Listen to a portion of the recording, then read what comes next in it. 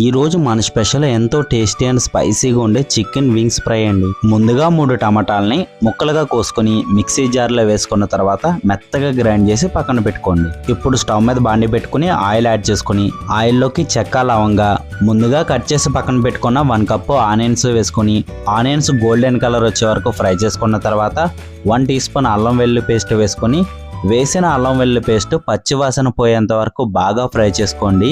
Fry అయిన ఆనియన్స్లోకి 1 kilo chicken wings add చేసుకుందాం. Add చేసిన చికెన్ వింగ్స్లోకి పసుపు సాల్ట్ వేసుకొని ముక్కలకు పట్టేలాగా బాగా కలుపుకోండి. ఈ విధంగా బాగా కలుపుకున్న తర్వాత మూత పెట్టుకుని 5 నిమిషాల పాటు హై ఫ్లేమ్లో కుక్ చేసుకుందాం.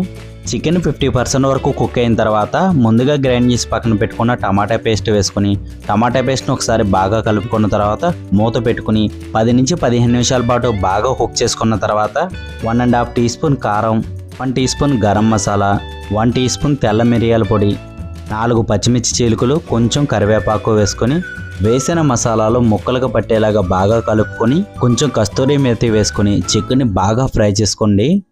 ఫ్రై చేసుకున్న చికెన్లోకి చివరిగా కొత్తిమీర వేసుకుంటే ఎంతో టేస్టీగా ఉండే chicken wings fry ready. Full video కావాలంటే ఛానల్లో ఉంది, తప్పకుండా వాచ్ చేయండి.